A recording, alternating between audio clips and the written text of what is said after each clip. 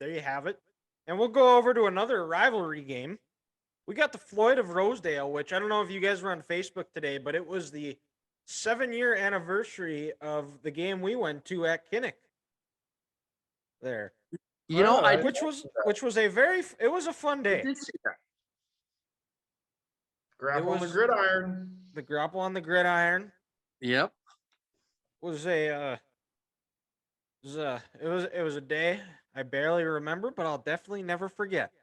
I took a nap in the Trailblazer. Yeah, that's right. Yeah. Ethan was tired, needed to take a nap in the old back of the Trailblazer. We're tailgating. We're handing out hot dogs to anyone who walked by left and right. Hey, dude, you want a hot dog? Come get this. I'm pretty sure we almost burned the car down a couple of times.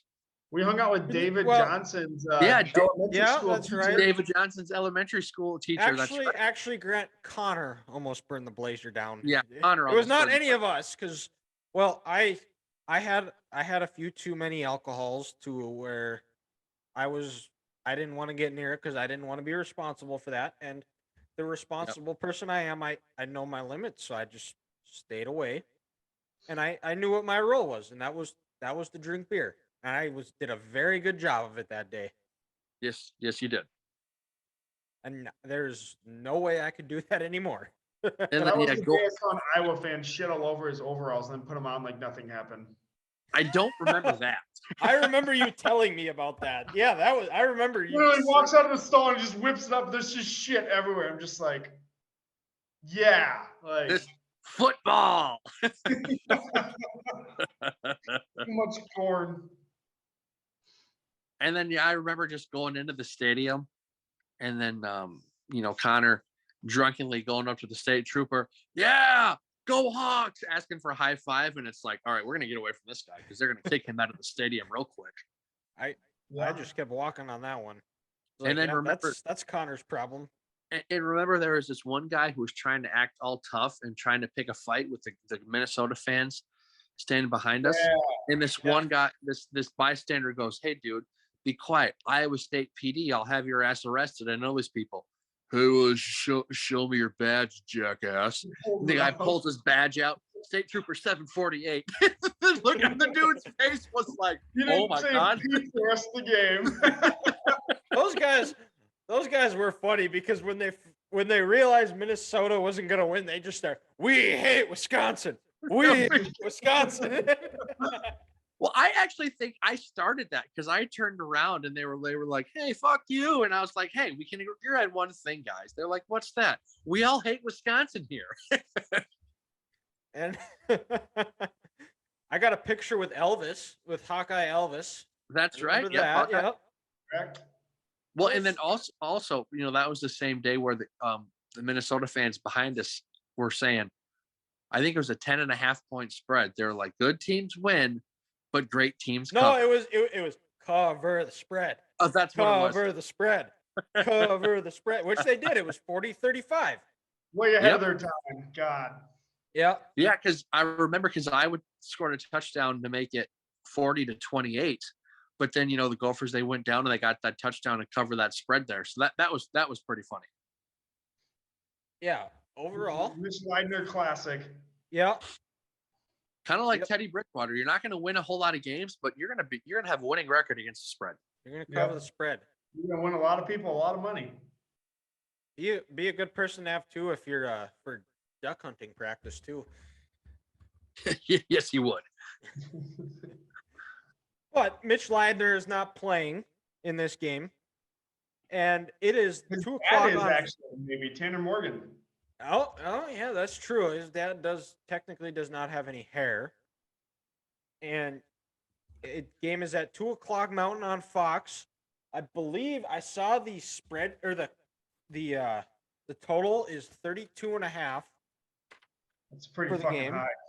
And see here, Minnesota is actually 2.5-point favorites. Minnesota's looking for their first win in this rivalry since 2014, which Grant has a bunch of great memories about, I'm sure.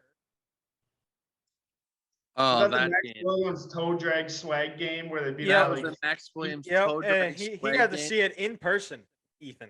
And then let's not forget Iowa scored a touchdown on their first drive. They went down the field and they were up 7-0. And then the cheering stopped after that. Let's hope Saturday's similar. Minnesota proceeded to go on a 51-7 run. And then the most iconic part I remember from that game, it was Veterans Day weekend. The logo at midfield, I think, was the Stars and Stripes. Minnesota's helmets on the side, were the Stars and Stripes.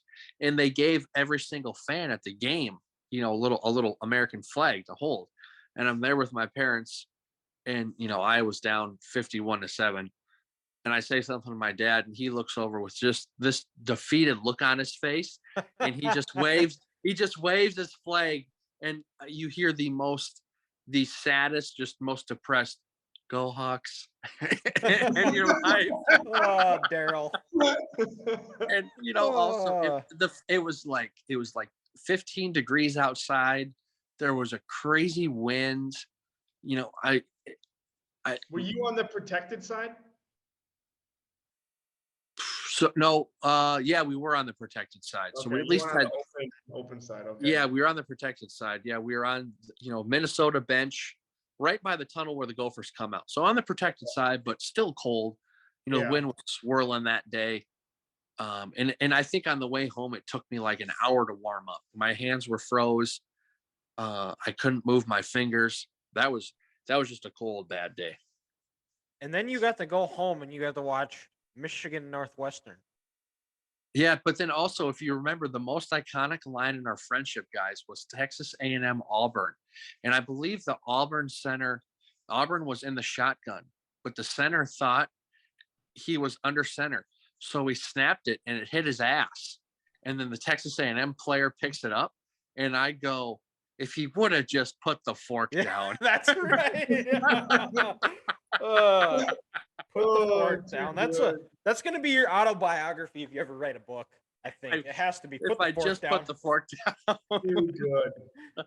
But let's get back to the game. Minnesota's 2.5-point favorites. Not sure who's gonna be playing quarterback for the Gophers, whether it's the Greek Rifle or Tanner Morgan. Like, in all seriousness, this game is going to be similar to the Wisconsin game. I think it's going to come down to which quarterback plays the better, which one doesn't give it to the other team.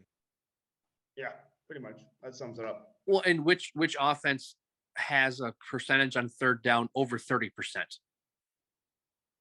Yep. Because there was a couple drives late in that Wisconsin game where Iowa was able to convert a 3rd and 7 and then a 3rd and 5. And on those drives, they converted those third downs. Guess what? They scored touchdowns. So it's going to come down to third down offense in this game. And can Iowa or Minnesota win on third down?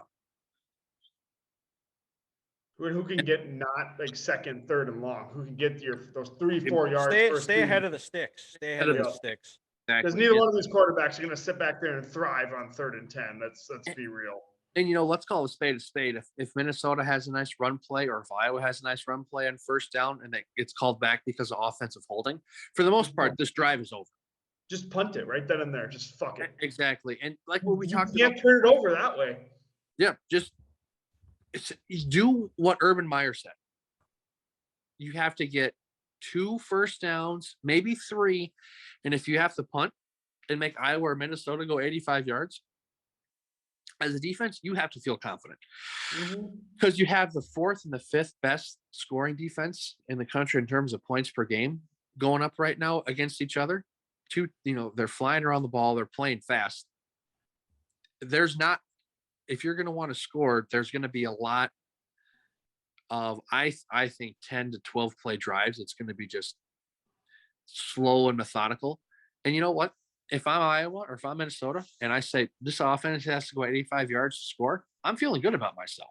But and then in return, eventually that field position game is going to help you win. Yeah, I couldn't find the total for punts between the two. And it looks like it's going to be a cold one because it looks like it is as of now, looking at the Minneapolis weather, it looks like it's a high of 19, a low of 9. Don't know what the wind is going to be, but that also is going to play a factor there too, especially if it's a northwest wind, because that northwest wind is cold. Oh, it's cold. Yeah, And that game But- is at Huntington Bank Stadium. it is. Hey, you got it right 2 weeks in a row. wow. weeks in a row. Wow. Give yourself the clappy thing. Go. On your soundboard. Woohoo. Yeah, I was trying to find it. Oh. What are we doing? Now it ruined the moment. I Give yourself the haven't- boo instead. I haven't used it in a while. So But then also, Took a little guys, you bit. got to think in the second half of this game, it's going to be dark outside. So it's really going It's to be gonna be fucking cold. So, the team who has the lead at halftime, they might just hold on to this thing because these elements are going to play such a role in the second half of this game. It's gonna be cold. yep. You guys aren't going? No, absolutely not. No? One, it's cold as shit. Two, I might see maybe 5 plays over 5 yards if I'm lucky. And 3, it costs money, and I'm not gonna go pay to see shit.